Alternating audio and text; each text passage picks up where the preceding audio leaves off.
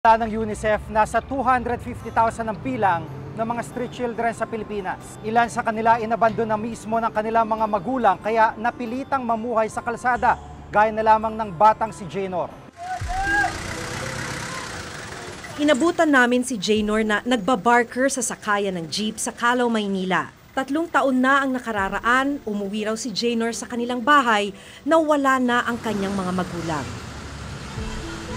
Hindi na raw sila bumalik at wala na rin siyang narinig na balita tungkol sa kanila. Hindi ko alam kung sino ang mga magulang ko. Iniwan ka? Saan ka nagpunta? Dito, sa mga barkada po. Pinapasaya lang nila ako pag umiyak ako. Dahil dito natuto siyang dumiskarte sa kalye para may makain araw-araw. Kumikita raw siya ng 50 pesos kada araw sa pagtatawag ng mga pasahero. Mahirap. Kasi hindi makasama ang pamilya mo eh. Palagay mo ba hindi na nila hinahanap? Ewan ko lang. Nasa isip ko lang, hinahanap lang yata nila ako. Kasi baka po nakita ko sila. Ewan ko naman nangyari, mag-away na naman papa ko at mama ko eh. Lagi sila nag-aaway. Ang bariyang kinita sa maghapong pagtatawag ng pasahero hindi sapat para sa pagkain niya hanggang hapunan.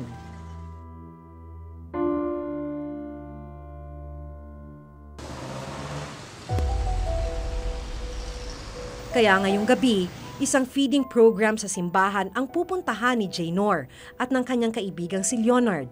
Hindi kami ganito dati. Umuwi kami sa Bacolod dati. Araw-araw ko manok.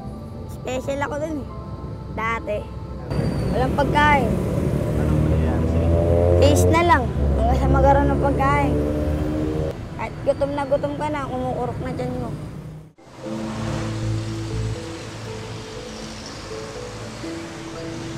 Pagkatapos kumain, dumiretso na si Jaynor sa Rojas Boulevard para sa isa pa niyang pinagkakakitaan, ang pagpupunas ng mga sasakyan.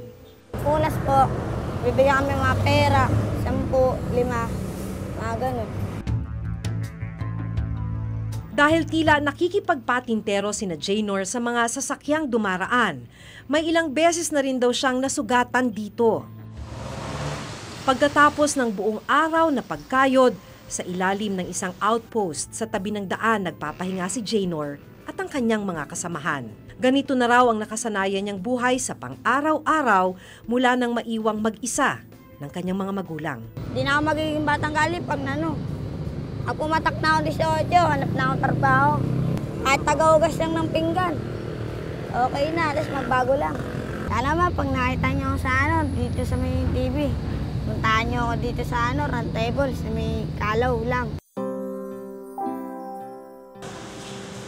Kahapon, kinapanayam na rin ng taga-DSWD, si Aling Yolanda, upang malaman kung kwalipikado siyang maging foster parent.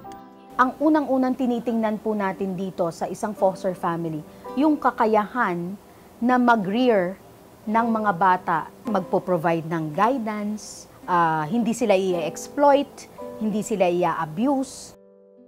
Kung meron lang po talaga akong sa akin na lang, pwede naman. Kaya hindi ko talaga sila mapapag-aral.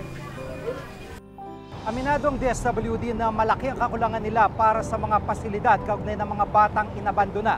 Katunayan dito sa Metro Manila, nag-iisa lamang ang Reception and Study Center para sa mga batang may edad 6 pababa. Bakit naman iisa lang? Sa dami ng mga batang nangangailangan ng kupkupan ba? Oo. Isa lang, unang-una dahil Budget na naman. mayroong kinalaman ng budget, pero syempre, ang gobyerno ngayon, we're very thankful na lalo na yung ating mga congressmen at senador na nag-hear ng budget taon-taon. Nakikita nila yung pangangailangan na to. At kung talagang nakita nila yung pangangailangan, magdagdag tayo ng facility, bakit hindi?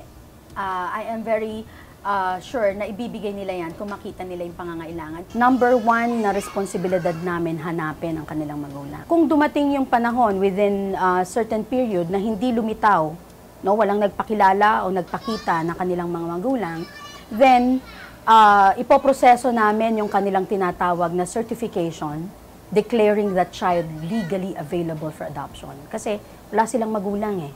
So, ibig sabihin, ang nagiging magulang nila for that period na wala ang kanilang biological parents ay ang Estado. At ang Estado represented by the DSWD.